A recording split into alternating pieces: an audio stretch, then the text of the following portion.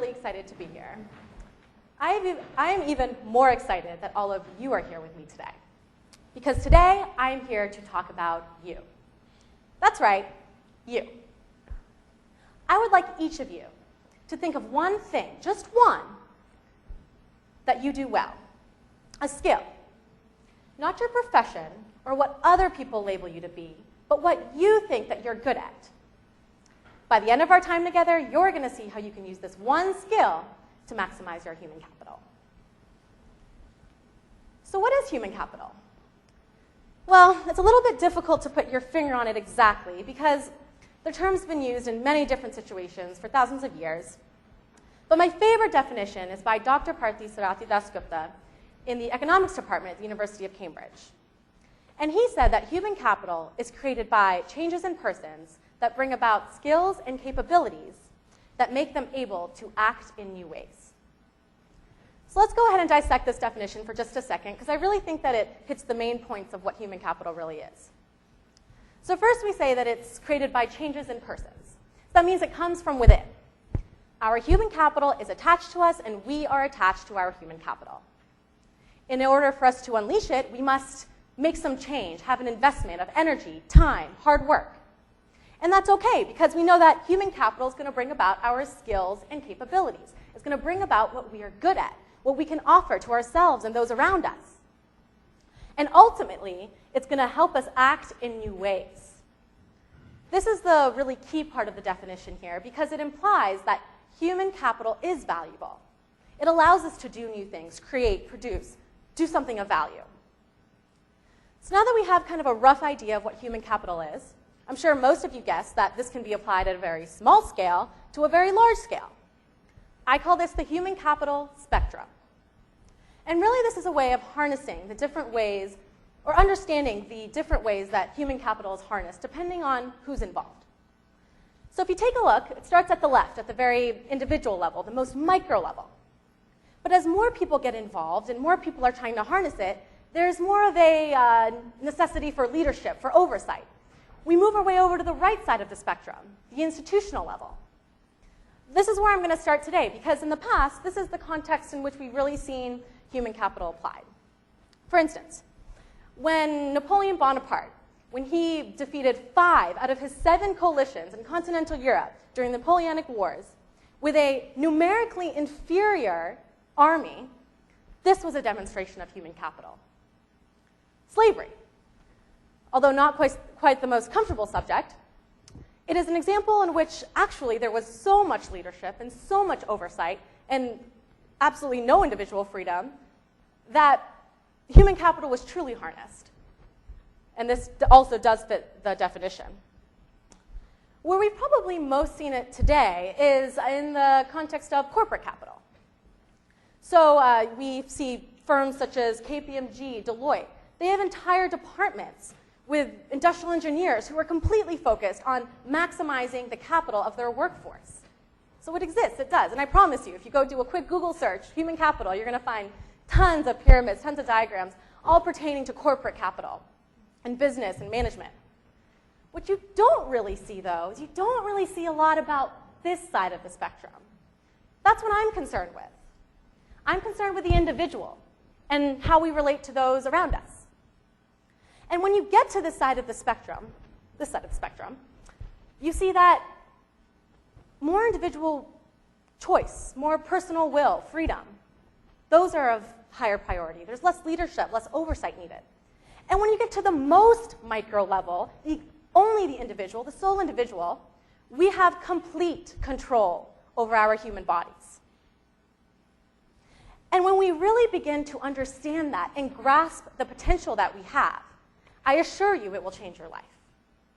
You'll delve into a mindset in which you realize that every single moment of your day affects your value. From how you pack your lunch in the morning, to if you're going to run that extra mile. From studying for a test to if you're going to walk those extra 20 feet to throw your piece of gum out in the trash can. Every decision you make is a reflection of yourself. Even the logo that you decide to sport on the top left-hand side of your polo is a representation of what you think is worthy.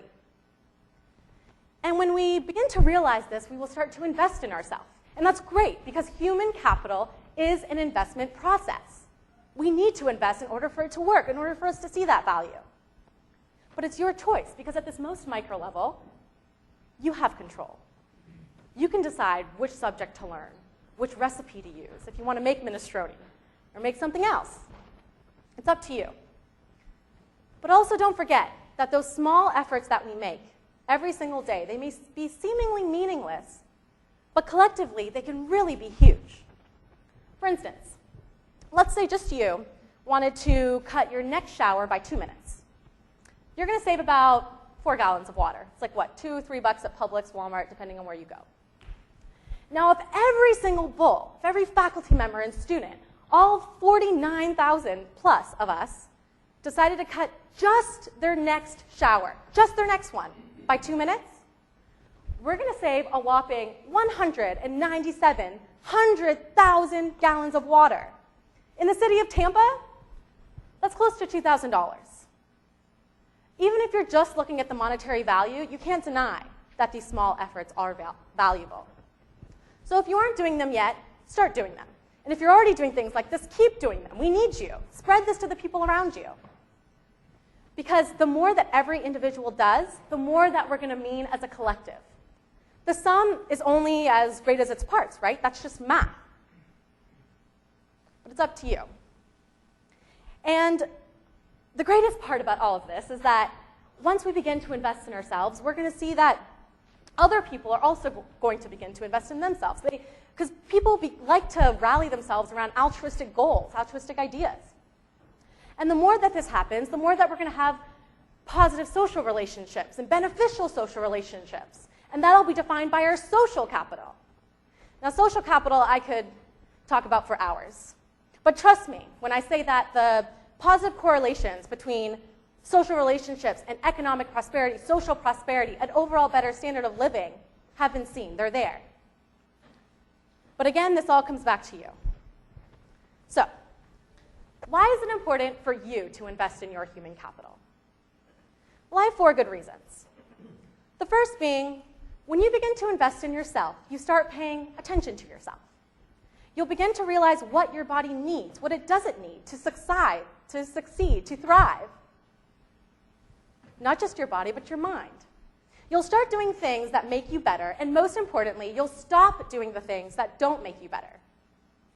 Second, we have an infinite store of human capital, as long as we make the active decision to use it. It's there. It is never ending. And unlike, a Ferrari or an Audi that leaves the parking lot, it starts depreciating in value right away, our human capital is the opposite. The more that we use it, the more that it will appreciate. The more that we practice a skill, the better that we're going to be. The more that we study, the smarter that we're going to be. The more that we exercise, the healthier I'm going to be. And that's exciting to me. And it should be exciting to you too. The third reason, well, there's been a lot of discussion regarding social determinants of health. These are essentially factors in society, in our culture, in our environment, that have a direct or indirect impact on our health outcomes. Let's say how long I'm going to live, what my life expectancy is. Now, these are things that I don't have control over. For instance, what doctors are in my area that are skilled, or how many grocery stores I have in my neighborhood that I can access that have fresh and whole foods.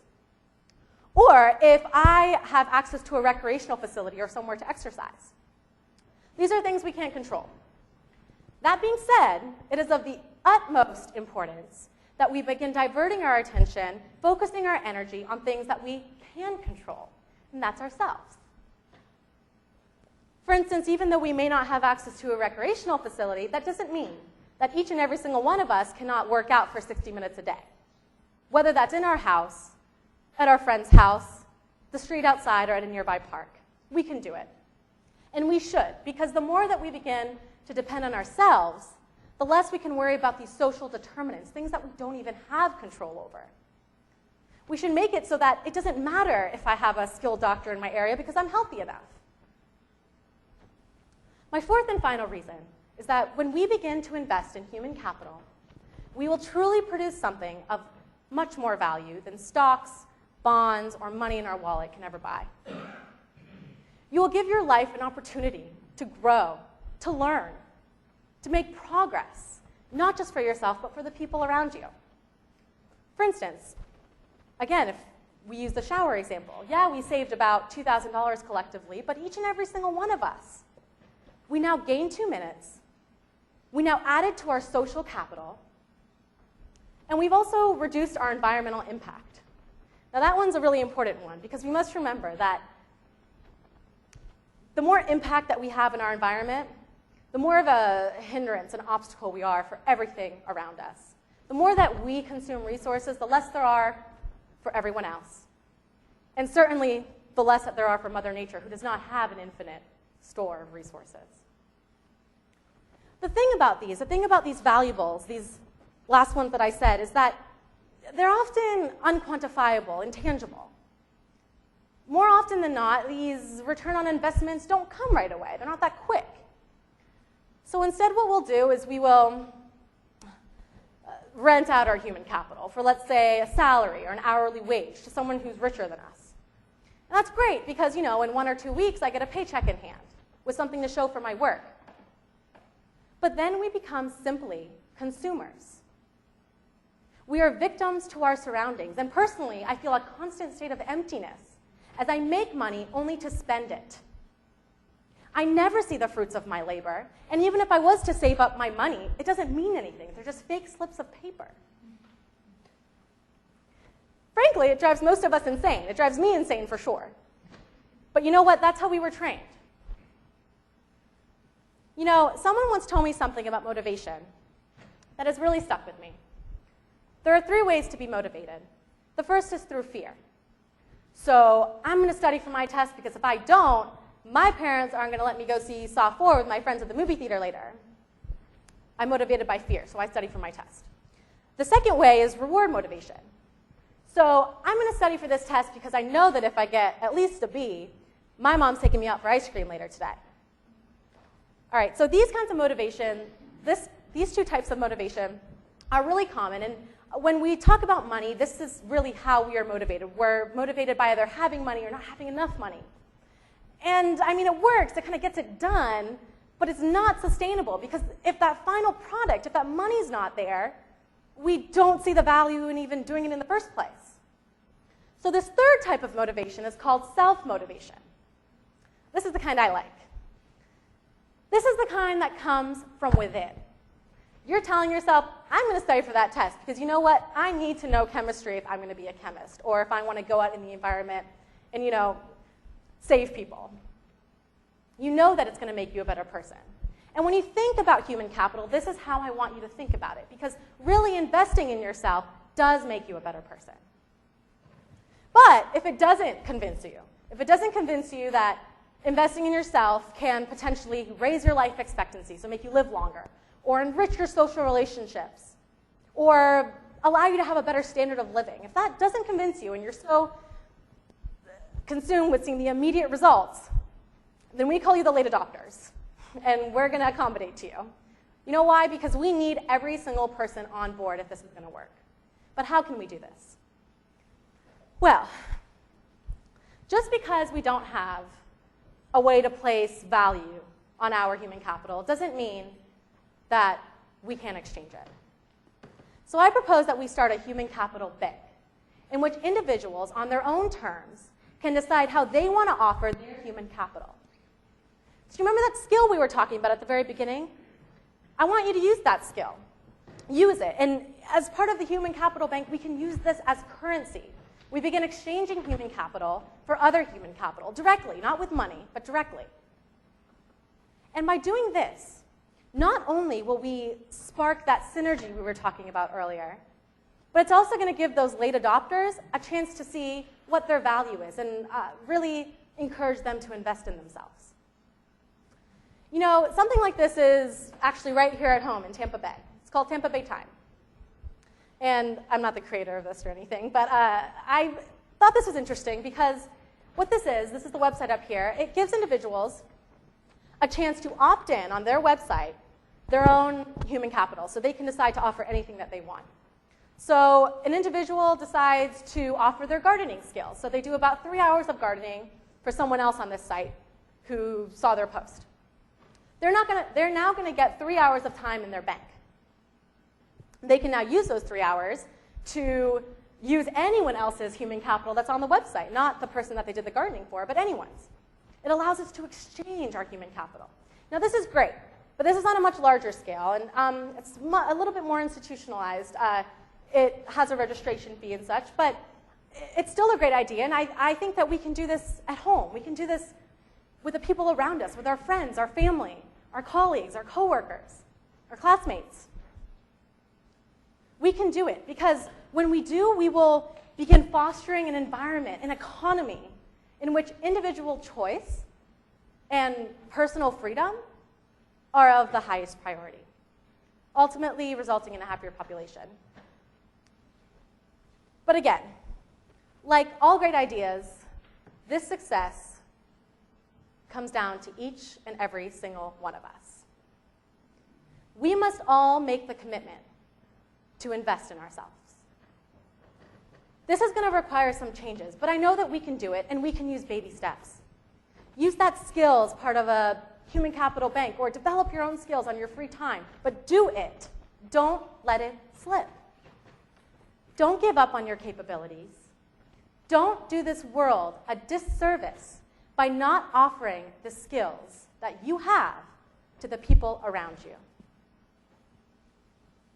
Because when we really begin to value our human bodies, we can be as rich as we've ever dreamed. Thank you.